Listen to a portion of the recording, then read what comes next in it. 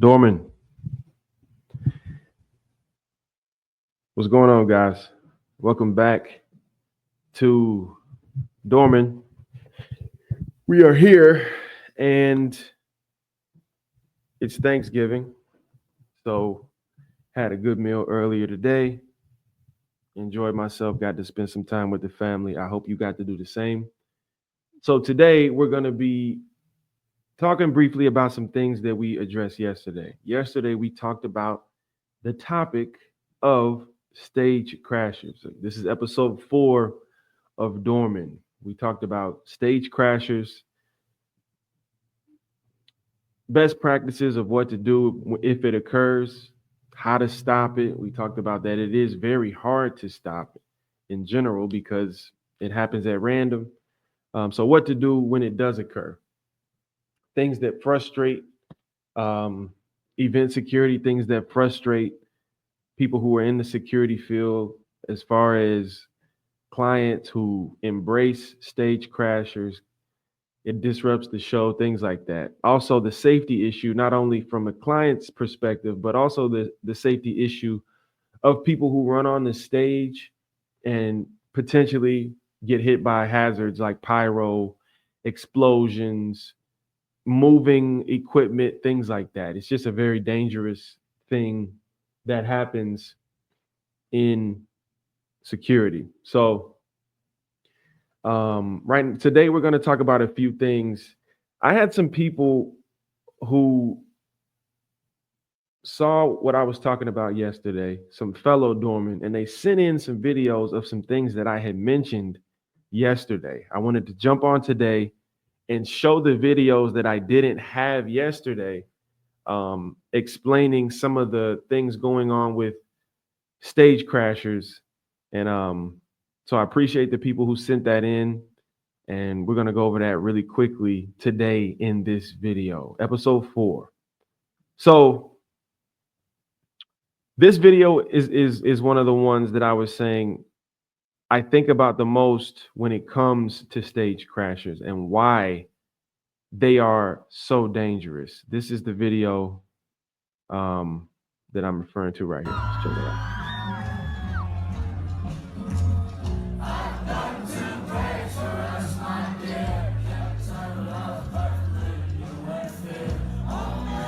out.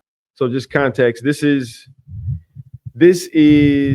XXX Temptation, and he's performing up there on stage by himself. And this is an incident that occurred, and it was a beef between him and there was another guy named, I believe his name was Rob Stone or something like that. But this is that incident that occurred.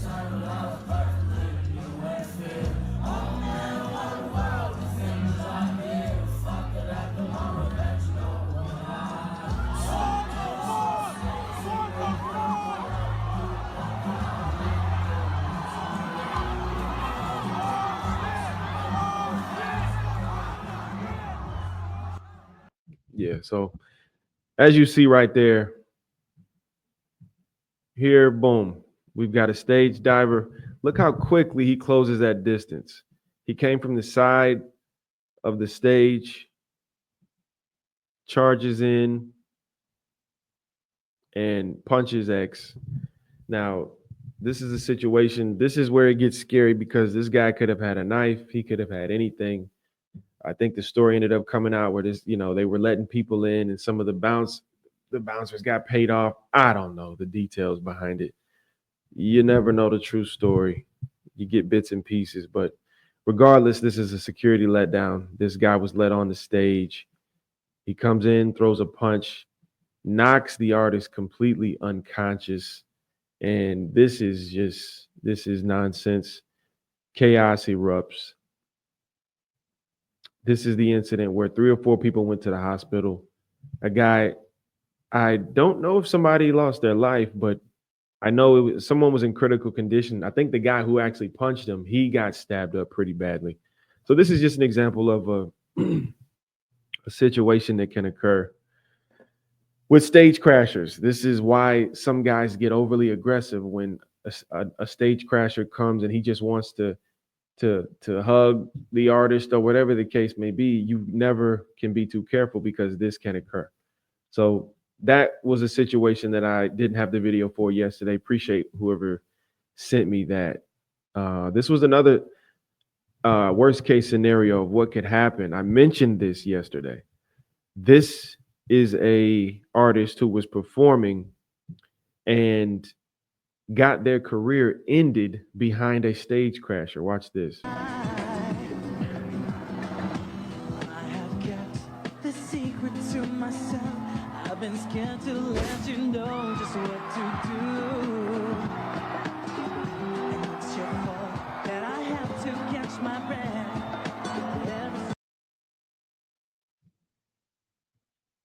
So clearly right here we see several things, a lot going on in this video. But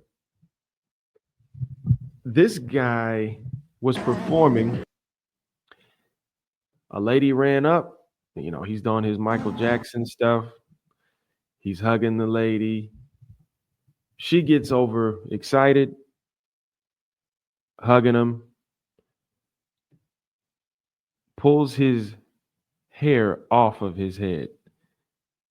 And it's not pretty under that wig.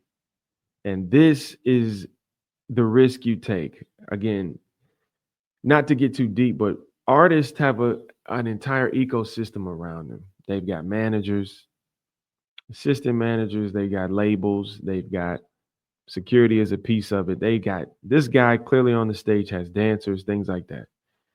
There's a lot of people who make money and get paid surrounding an artist. So the artist is the money maker. He is the main thing to protect. But when an artist goes down, so does his entire ecosystem.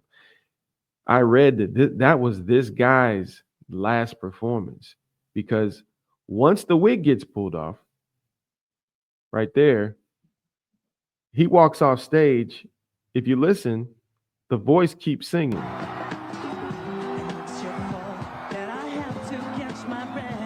So this was extremely damaging because it was determined that not only was his hair fake, but he was lip syncing. And this was his last performance, never heard of again, career done, all behind a stage crasher. So this is how serious this can get. It can actually end someone's career one way or another. So this was interesting. Thank you for who sent that video in too. I could not find that one, but a crazy situation. Crazy situation. Last one today, we're going to talk about. This was a situation that I mentioned yesterday as well. This was a situation with Plies. Now, Plies has a guy come on stage. I believe initially this guy jumped on the stage. Plies told him to stay. He tries to have an interaction with him, kind of similar to like a Uzi who we saw yesterday when he tries to embrace the fans who come on stage a little bit. Travis does it a lot as well.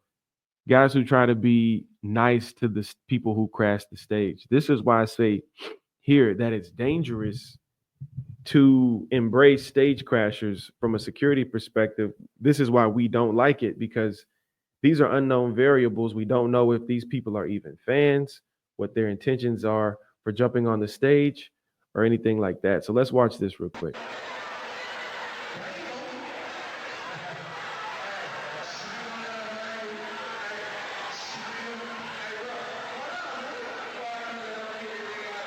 So as you see, Plies is in the blue hat right there on the right. The guy who's right in front of him is the guy who, the stage crasher. Plies begins to have some type of disagreement with this guy. He's telling him to back up off him. They get into a bit of a back and forth, and we'll see how this ends.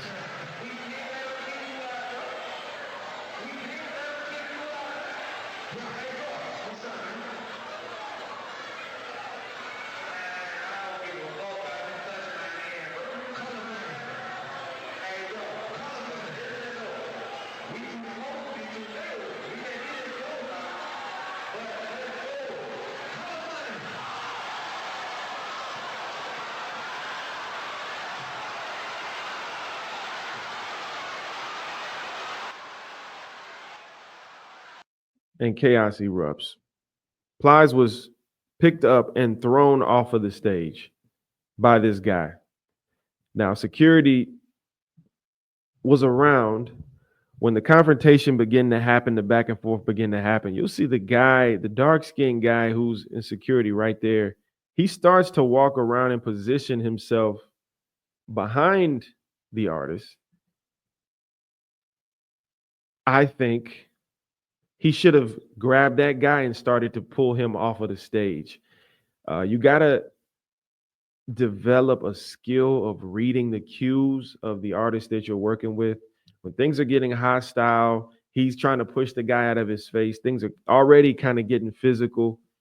You got to step in, realize that this is an uncomfortable situation, an unknown variable in this stage crasher, and you got to grab him and start to get him out of there. Especially even again, Plies had to push this guy 2 or 3 times. Security wasn't on it. They didn't respond quick enough. Maybe they thought he had it under control, and he was picked up and thrown off the stage. And now we're just doing damage control. We've lost control. This is embarrassing for the artist. Another embarrassing moment. Luckily, it didn't end Plies' career, but it's definitely not a good look.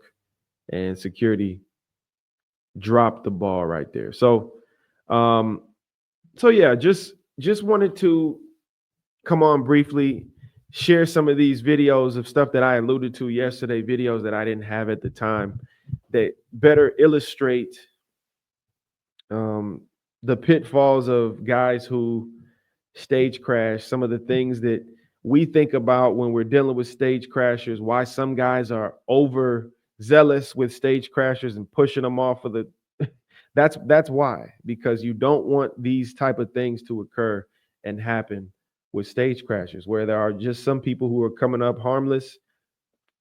There are also other individuals who are coming up there with bad intentions.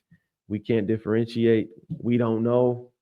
And so sometimes guys act too aggressively. I was talking to a guy today about this situation, and he was explaining that a best practice is basically if somebody's coming up with force, you meet them with equal and opposite force. I like that. I like that as a best practice industry standard. If somebody's running up with force towards the client, you meet them with the same and more force. So if they're running up, yeah, you're going to get met with force. If somebody's walking up, you walk up to them, you get them off the stage. If they've already made contact with the client, they're already hugging them, already grabbing them, then you have to be strategic. You have to be calm, gentle, and,